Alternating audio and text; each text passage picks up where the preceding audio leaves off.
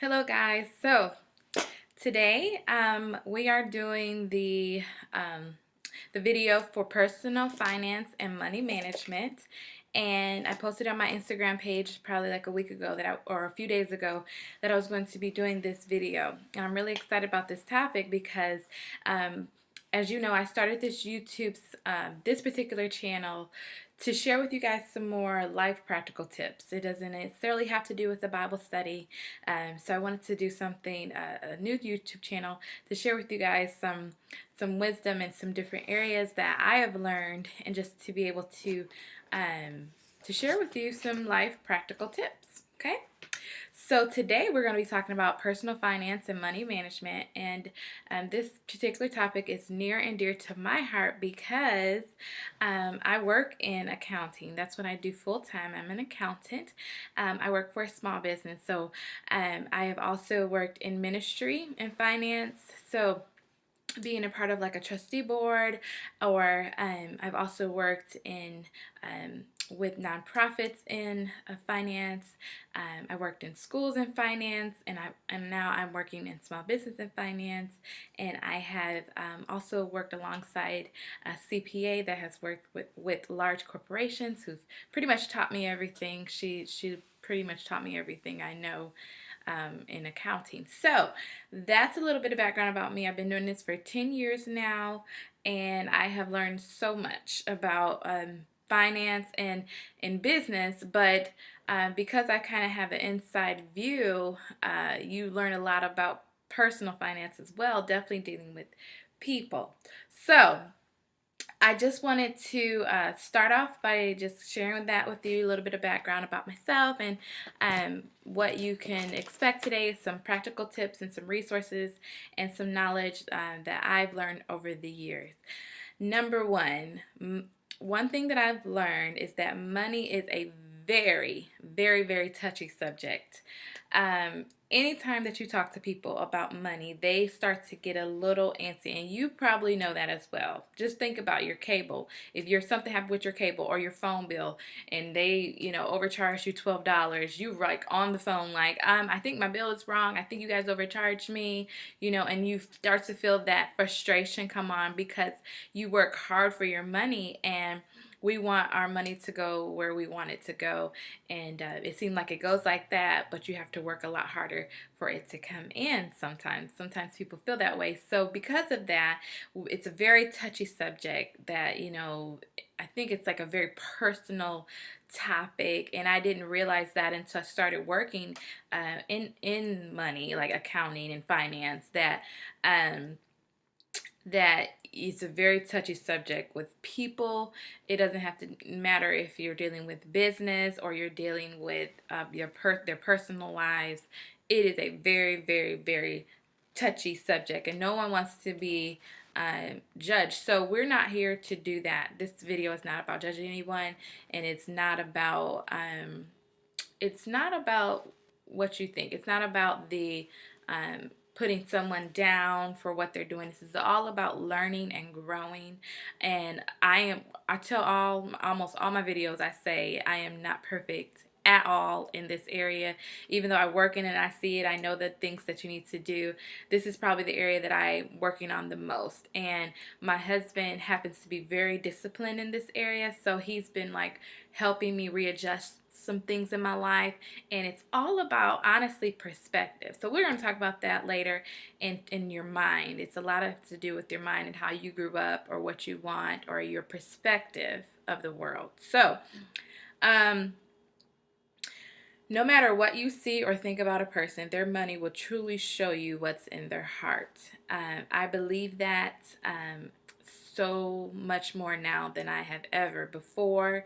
I truly have seen, a person put on a great face and they're awesome, anointed and everything. And then when you got to the money issues, and a lot of times this happens in ministry, you really start to see a different side of individual.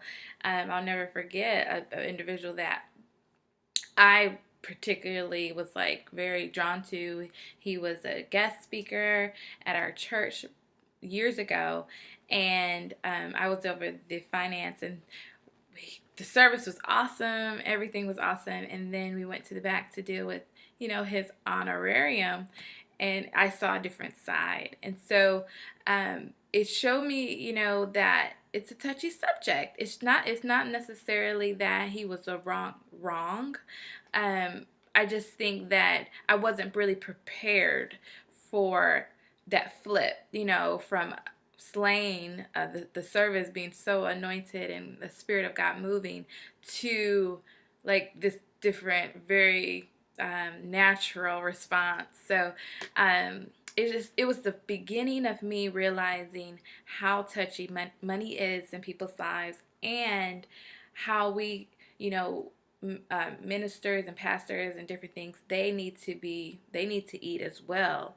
And sometimes we have to, as people, have to realize that that's their job. They have to eat as well. That's what they do for a living, and not have this perception that they're just doing it for free, And I think that could be that's a hard reality for people to acquire if they're not really prepared for that.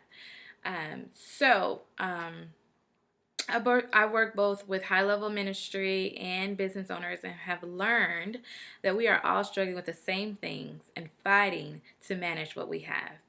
So that statement, and these are just notes that I wrote earlier today, so I'm just going to kind of like read my notes and then talk to you guys. So that statement is so true. It's I think the perception is that once you get a certain level of income, you won't have problems, or that you won't struggle, or if you get a certain type of job, that you won't have problems, or you won't have to discipline yourself, or you can just spend. And the truth of the matter is that we need to just go ahead and level the playing field. Like, I really feel strongly about kind of exposing this this very deceptive and manipulative sheet that is over our faces to filter the world, that we're filtering the world through, and to really tear that down, and to tell y'all right now that we need to level the playing field. Because no matter if you make $1,000,000 or you make $10,000, it is about how you manage what you have. Because there are things that that will make a person that makes $10,000. There's things that will make them go broke, and there are things that will make a person that's making $1,000,000 that they can go broke in just the same amount of time. So what I realized after seeing so much throughout the last 10 years, it is not about your level of income, more about your perception of yourself and the management of what you have. That's what the matter is. And there's like this inner pull.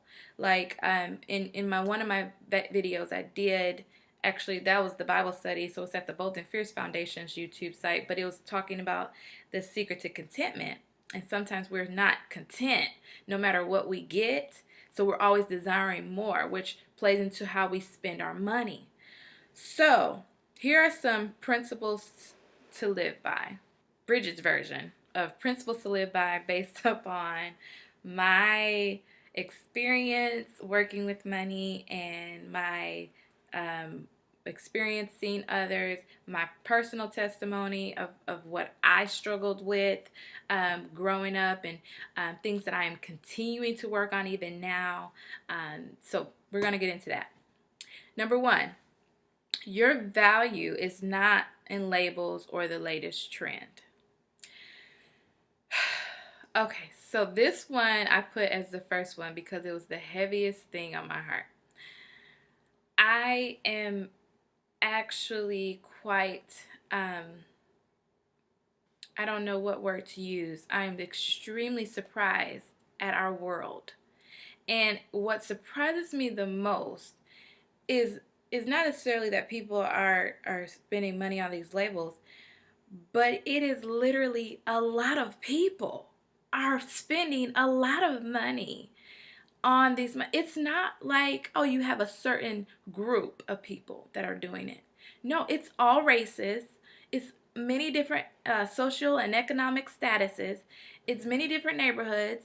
It's a lot of people. And as I started to look into this more, I just started to kind of study it. I minored in sociology in college, so it's the study of human behavior. So I think that that training has kind of helped me in this area because and when I first saw this, and I started to see this honestly when I got to college, because growing up in a small town, I grew up in Holly, Michigan, and growing up in a small town, like labels and stuff wasn't like that big of a deal. It was not really that. It's like it's a little country town in Michigan, in northern Oakland County, Michigan, and it's still a small town. I mean, it's not a lot of people, um, not a lot going on. I mean, and so high school I didn't really feel that like pull to people to have like the latest and the greatest. If I did, I was so oblivious to it because I didn't desire that. I kind of was just focused on, what I wanted to do in my life and God because I was like involved with church a lot. So it was not like a big pull. So I didn't really see that until I got to college and I went to Michigan State University. And when I got to Michigan State, I started to see it because again, when you go to college, all of these different types of people come to the college, right? And so you start to see, and you start to see that what is important to the majority of these people. And when I started to see what was important to them, that's when I really started to study. That's when I really started to kind of like watch. The type of person I am is, I'm glad I'm able to share this with you guys because a lot of people don't know this about me. But I don't. First of all, I don't run after the crowd. Number two, I am the type of person to study. I study and observe before I really make any type of analysis of it, my own personal analysis, or give my own personal thoughts. I don't like just pop off at the mouth basically on what everyone is saying or doing. I kind of just step back and study. So instead of judging it or analyzing it, I studied it. And so I just kind of watched and I noticed what people gravitated towards and what they wanted. And so I started asking questions to individuals such as, why do you buy that purse? Like, why that purse? And they were sharing me like, it's a Louis Vuitton purse. It's a girl, look at this purse. It's so nice. It's just a nice purse and it's the Louis Vuitton. I gotta have a Louis Vuitton. Okay, so once again, why do you have to buy that purse? That question just it was never really answered. And I think that for a while that question was always there. I never really got an answer from anybody, to be honest with you, until I finally realized why I didn't get an answer. Because it's an inner thing. Because I don't want to have to admit to you that this purse gives me value. I don't want to have to admit to anybody that without this purse, I mean, who am I? What am I? This purse, to a certain extent, defines me. That's what I don't want to admit. And without the purse, if I had a regular purse with no label, then I'm lost. I'm without definition in a certain area. Now, mind you, our lives are made of many different segments, but in this particular area of my life, this purse is defining me. And many years of observing, that's the conclusion that I've come up with, because I still have yet, and obviously people like nice things. I like nice things. And I had never had a label purse until last year. I am 30, and my husband bought me a label purse, a Michael Kors purse, last year for Christmas, and that again opened my eyes, because as I carried my cute little purse, it was purple, which I love purple. He knows I love purple, but any purple purse would have done. But it's a nice purse, and I see the quality of it, and it's a very nice purse. But more so, what I saw is that as I walked around the mall as I walked around the store, the attention that I would get from that purse. And I would be like, what in the world? This purse is just a purse. It's an expensive purse, but it's just a purse. Like, why am I getting so much attention from just this purse? Once again, my eyes were open. That's another reason why people want to pay $1,200 for the purse, or $800, or $400, or $200, $250, or $300 for the purse, when they really don't have the money to spend. They don't have that type of money to spend. And because I work in finance and accounting, and I love Susie Orman, and I listen to her, I realize that we are, many of us are living outside of our means. We are overspending, and we have this mindset, as television and everything around us reminds us on a daily basis. You deserve it. You work hard. You deserve that purse. You deserve it, girl. Go get you that $400 purse. And on number one, I could spend all day just on number one, but I'm going to move on because this is an issue. Your value is not in that label purse or in the latest trends. And when we finally get that, when we finally let go of that, mama told me this, my auntie told me this, everybody in my neighborhood told me you gotta have this. When we finally are ready to break out of, I don't care what mama, grandma, uncle, dad, or my friends think, I want financial freedom. That's when you are willing to step outside of that comfort zone, that box, or that whatever. Then you are finally ready to say, I want financial freedom. I'm ready to do my part to finally have that, not only for myself and my children, but for my grandchildren. That leads me to number 2. Be a generation changer. Build wealth, not just for yourself and for your children, but even your grandchildren. I think the greatest tragedy that we have experienced in this generation over the past 100 years is a lack of passing down of financial wealth. I think because of the things that have happened in our society, I think because of the lack of knowledge, and I think it has been a mindset of I'm supposed to have, I need to have, I want to have, and it's so strong and it's so embedded in our culture that the control is so there that you're not willing to let go, reevaluate, and to embrace a new way of thinking. That you literally will spend and think to yourself, oh, I'm going to get more. Oh, I'm going to get more. I'm going to get more. And in 10 years, you're thinking, oh, I'm going to get some more. I'm going to spend because I deserve and I want this, but I'm going to spend and I'm going to get more. And then by the time I reach 40, I'm still thinking, I'm going to have more. I'm going to have more. I'm going to spend, but I'm going to get more. By the time you're 50 and 60 and 70, and by the time you're 70, you're having to sit down. And you're looking back over your life, and your grandchildren are thinking, well, Grandma, why didn't you, what did you do to build wealth? Like, what if your grandchildren ask you, what did you do to build wealth? Well, baby, I just thought I was going to have more. I just thought things were going to turn out differently. I never got my big break. We waiting on that big break. The big break is taking place right now. It's taking place in what you decide to do with the choices that you are deciding to make with your finances. Every day. That's your big break. Every check is an opportunity to have a big break. Every check, every dollar.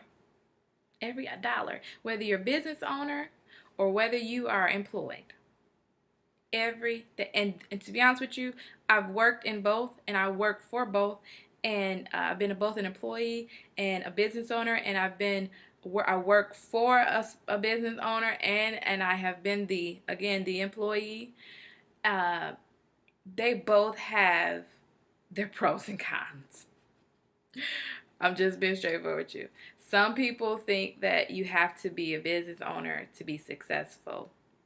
Okay, that is true. I see the benefit in being a business owner. You're over your own schedule. You don't have to worry about clocking in or clocking out. But let me tell you, there are a lot of things you have to think about and consider as a business owner. And if you're not willing to take on that heavy load, because it can be a little bit heavy depending on what industry you go into. Some industries are easier than others, but depending on what industry you go into, your legal and all the reprimands that are regulated, all the regulations that you have in the world, including the IRS and the federal government. So those are all some things that you have to consider when you want to become a business owner. It's great. I think I love it. I own a part-time business. My husband owns a part-time business. We both have that perspective as well. But I am an accountant full-time as well for the meantime, and until God says otherwise. So, bottom line is, start today to make changes that are not just for you, that are not break that generational curse. I'm going to live it up. I'm going to live my life up and break that bitter, hurt mindset of nobody thought about me. So you're just going to pass that right along and not think about your children or your grandchildren. No. Set aside, go see a financial advisor. I'll be giving you guys some resources for you to think about. Okay. Number 3. Excuse me. I'm losing my voice. Number 3, the Joneses are broke. That's the truth. It's the truth. I'll never forget, I went to see someone. I was a financial advisor, and he was helping me with life insurance. I think we were talking about whole term life insurance. Anyway, he shared with me a story about a lady that he was working with, and she pulled up in her Jaguar. She pulled up in her nice Jaguar. It was clean too. He said that she was dressed to the T. The lady was dressed. She had her hair done, nails done, everything done. I mean, had the shoes to match the purse, Louis Vuitton purse, and she walked in to see him. Sat down. Come to find out, after he started looking over her finances, the car was a rental, and she was broke. She was broke. She had money coming in, but she spent so bad. Her spending habits were so bad that as quickly as it came in, it was going out. So there was no wealth being built. There was $0.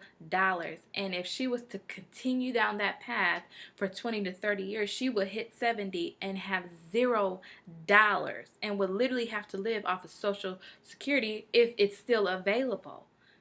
We don't want to get to that point where we are not saving, and now the burden is on the next generation to take care of us. I thought it was different. I thought we helped them come up. And every generation goes higher. Okay? We need to think about trying to look at the Joneses, because they broke. They look the part, but I'm telling you, they don't have. Just listen in. If you watch TV, or if you watch people that look like they have a lot, just listen to what they're saying. If you really listen to what they're saying, I'm like, yep, they ain't got a lot. They look like they have a whole lot, but I'm telling you, they are just in the same position as any rest of us. That's what I've learned, because I've seen the profit and loss statements. And everybody is different, but if you listen, people will say, even on TV, they'll say, $25,000, that's expensive. I'm glad you think so, because it looks like that's not expensive to you. But they'll say, that's expensive. I'm not going to spend that. And they'll say that on the show. And it'll teach me, I've been learning that, wow, they even have a budget. There's even things that are too expensive for them, but it looks like their life is lavish. It's like this lavish lifestyle. Nope, there are even things that are too expensive for them. Yeah. So number 4, it starts with discipline and self-control. You know how to create a budget, you just won't stick to it. So, personal finance and money management, I can't tell you there is no magic formula. There is no magic formula. There's but one thing you must do. Discipline. Discipline yourself and get self-control. The Bible talks about that. But we're just going to stick with the practical for now. But self-control. I'm going to share with you my testimony in a little bit, but discipline is so very key to ever getting anywhere in money management and finance, because you're going to see a whole lot of stuff to buy. I mean, if you just stay online or get on Facebook for a few minutes, they have filtered into the system things that your age group, your demographic, the type of person you are with your interests and they pop it right in front of your face on Facebook as you spending all those hours. And now it's almost like a little mall. You can go shopping on Facebook. Click here. Ooh, shoes. Ooh, look at that scarf. Ooh, books. That's me. Ooh, music. Oh, this. Ooh, and you can just go shopping on Facebook because they built it into the platform of Facebook. And you can literally just go shopping all day long. But if you don't have discipline, then the money you've made, you can literally click your way to zero. Ooh, I didn't spend too much. Let me do some returns, which you're losing money sometimes doing a return, because a lot of people charge restocking fees or shipping fees and different things, so you're still losing money returning it. So bottom line is that you need discipline and self-control. You know how to create a budget. You were taught many times how to create a budget. If you have not been taught how to create a budget, I highly recommend you Googling how to create a budget, or go to YouTube and type in how to create a budget. They will show you for free, don't have to worry about spending any money, on how to create a budget. Okay? And now the next thing is just sticking to it. I think that was my biggest thing. Is I would create these extravagant Excel spreadsheets, and my husband would love it. Great. And then he's like, how's your Excel going? How's your budget going? Oh, well, I saw some shoes, or my car needed some new tires, which it really did. So you can't help things that need help. But look at me making excuses. My budget was shot after a month or two. So I had to reevaluate and look and see what I need to change around. But it's about just sticking to the budget. Dave Ramsey says it all the time. He says your problem isn't creating a budget. He says your problem is just sticking to the budget and listening to yourself. Number 5, learn and grow financially. Your finances should grow. Become wise in this area. So I highly recommend looking into other resources that will encourage you and inspire you to grow in this area. So if you know that you need help in a certain area, or seek out the help. They have a ton of free resources online. Don't ever stop learning about how to grow financially. Your life is made up into segments, right? They all don't overlap because each one has a different principle to apply. Similar principles, but in a different way. So financially, there are some principles that you need to apply, such as creating a budget, sticking to it, discipline, not having to have the latest trends or labels. There are certain things that you have to stick to grow financially and also to become wise in this area. One thing I just thought about is going back to the labels, and it just popped off in my head just right away, is I'll see people that have, because I'm an accountant, I just crunch numbers a lot. I crunch a lot of numbers all the time. I look at profit and loss statements, expenses versus income, and I look at ratios like your debt to income ratio or your expenses to income ratio, that ratio. And a lot of times I'll see people with these Louis Vuitton purses that are $1,200, or $500 sunglasses or $500 shoes or something like that. I'll see them, and the thought that's going in my mind is, I pray that that's a knockoff. I pray that's a knockoff. I pray that's not real. Because if that is real, your life is completely off balance financially unless you are a millionaire. Because those are the people that can afford a $1,200 purse. Because it's like $12 to them, right? And I'm not talking about you made $1 million in profit. I'm talking about after expenses, you have $1 million. Those are the people that can afford that.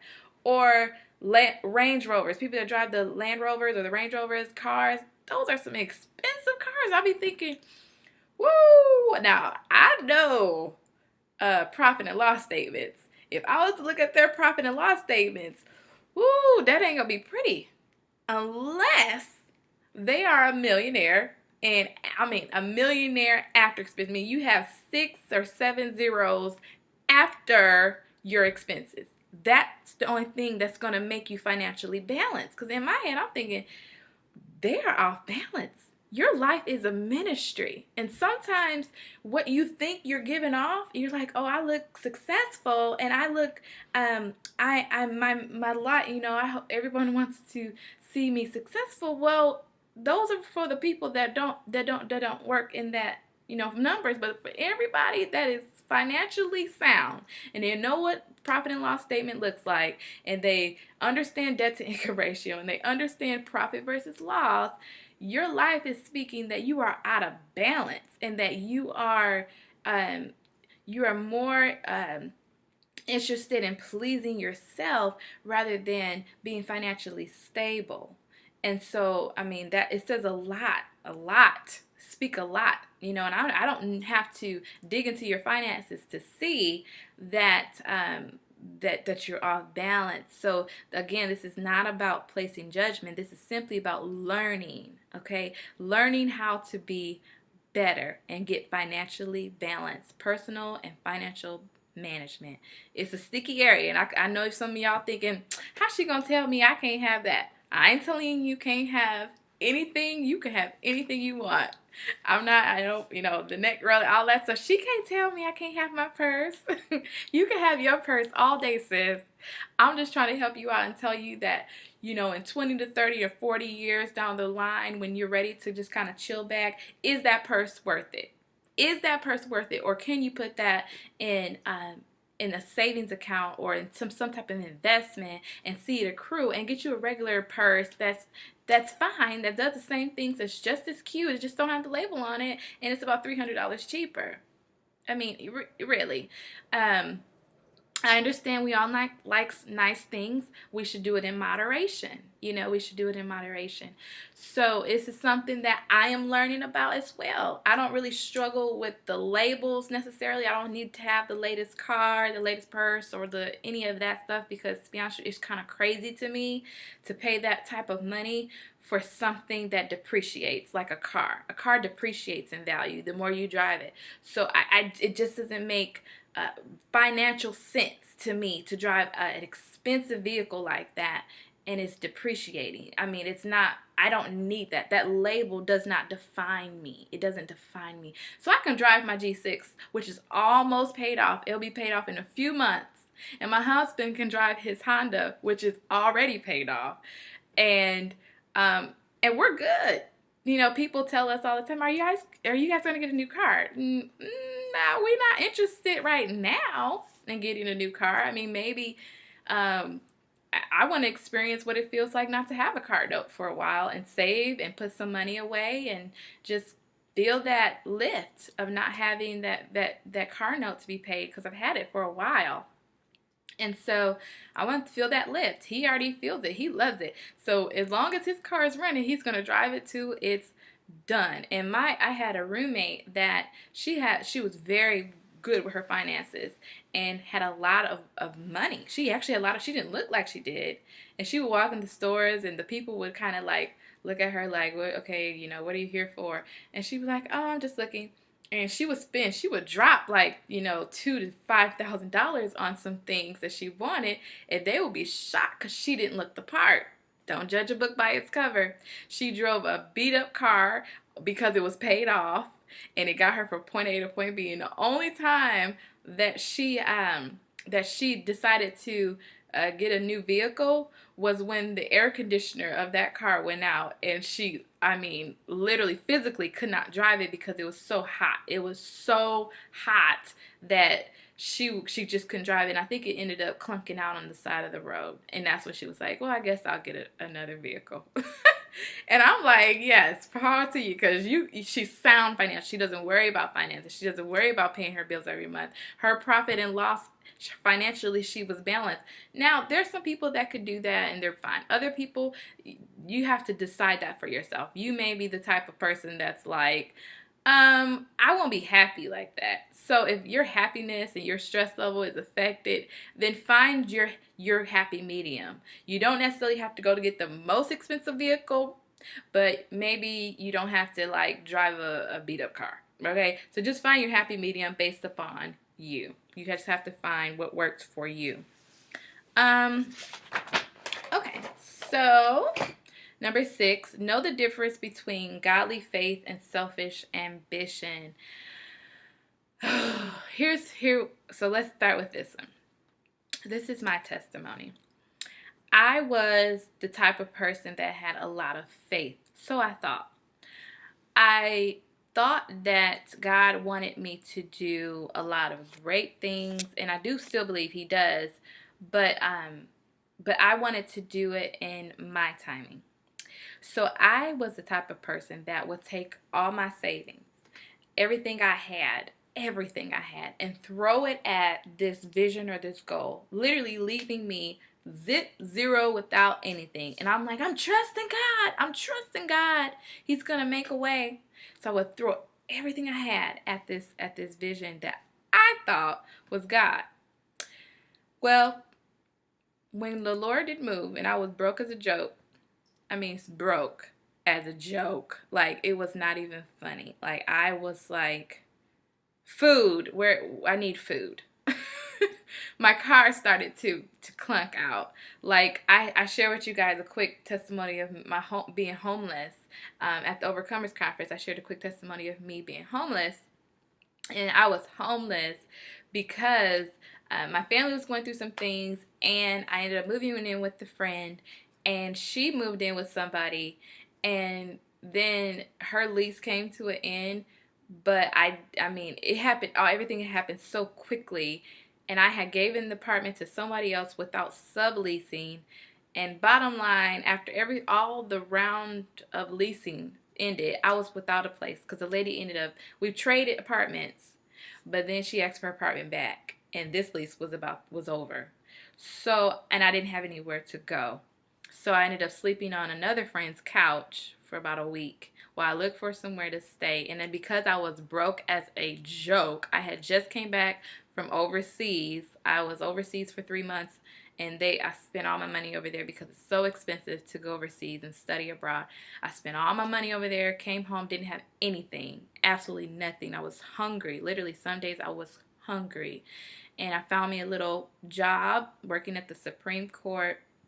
My car was clunking out on me, and I literally was begging. I went up to the car shop, the auto body shop, and I begged the owner. I said, please.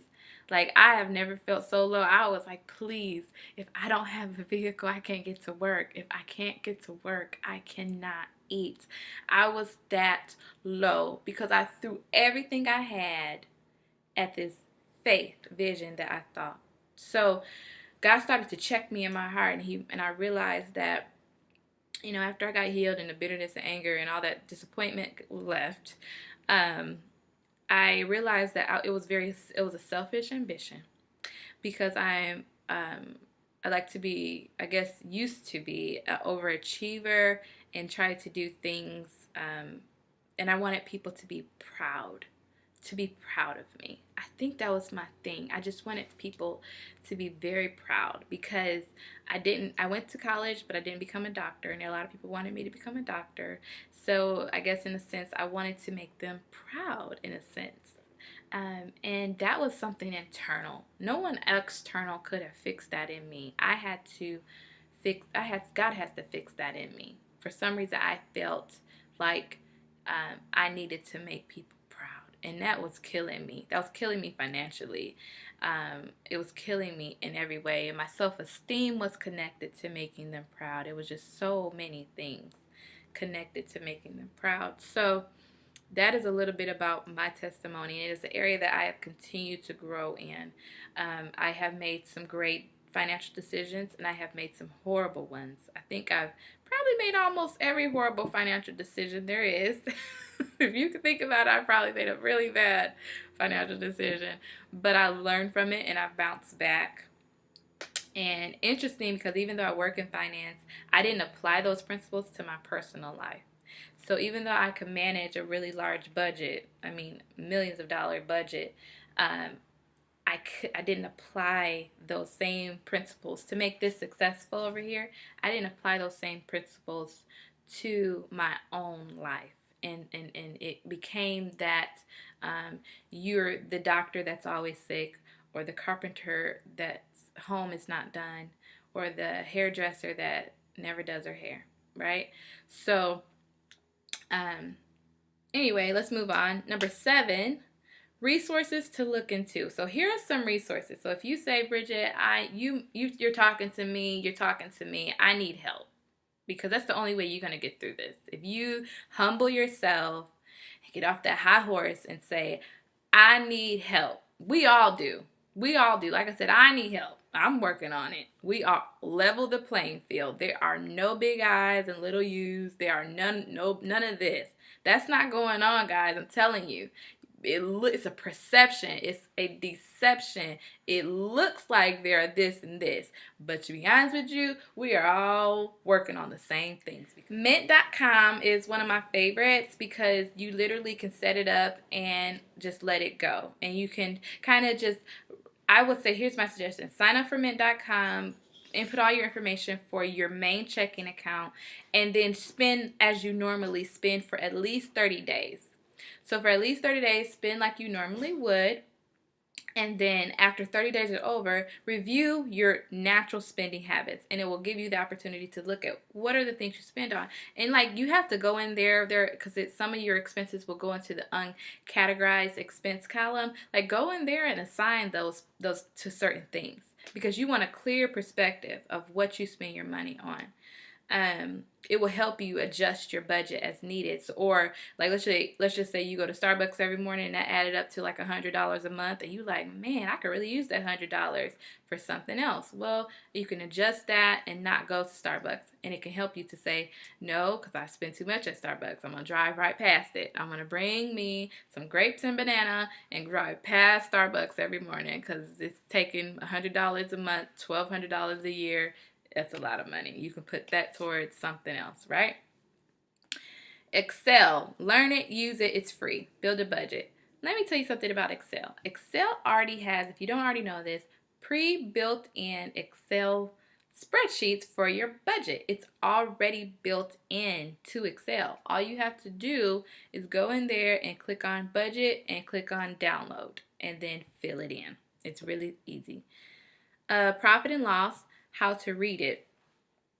I would say Google it and learn it. If you're a business owner, every business owner needs to know how to read a profit and loss statement. No matter what industry you're in, you need to, don't just push it off on your accountant. You know, some people do that to me, and I'm like, no, let me teach you some things about this profit and loss statement that will help you manage your business, so that you're not just spending money and not knowing how it's affecting your net income. At the end of the day, your net income is what you really make, okay? And if that number, you may say, wow, we brought in $100,000 this month.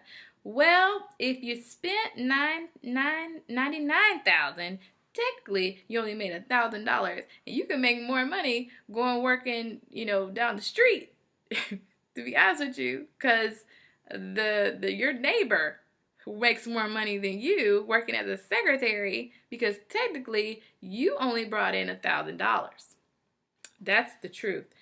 And lastly, number 8, live and enjoy life. I'm all about enjoying your life. Enjoy your life. Have fun. But do it within your means. Just make sure that you take advantage of discount programs. Take advantage of specials that you see. You don't have to go to the most expensive. You can have a very what I call BMW type of lifestyle on a Chevy budget. But you can have it. You can have nice things on a smaller budget. They are now making nice things for people within a certain income range. They're making nice things. They do have nice things for your income bracket. You just have to find it. And don't just look for that $1,200 purse because everybody's walking. Well, what type of purses do they have that are nice within my range? Let me find those. And that's something that, again, we are all working on. That's something that I personally have committed to. My husband is awesome in this area. Like, he's amazing when it comes to financial management. So God truly blessed me with him in helping me balance my finances and helping me just have a better perspective of life. You know, things from my hair to what I buy on a daily basis. I just don't need it. I just don't need it. And if I don't need it, if I already have something like that, then save that money. You know, and that's something that I still learning, y'all, working with it. So we in this together, right? We in this together. So that's it. I didn't mean it to be that long, but I knew I had a lot to cover. And I pray that you hear my heart. I'm just trying to help you. And as we help each other, really save and build wealth in our community and leave something for the next generation instead of becoming a burden to them when we become 70. We want to leave them something and leave them wealth. And we want to help them go to the next level. Okay, guys? Love y'all. See y'all later.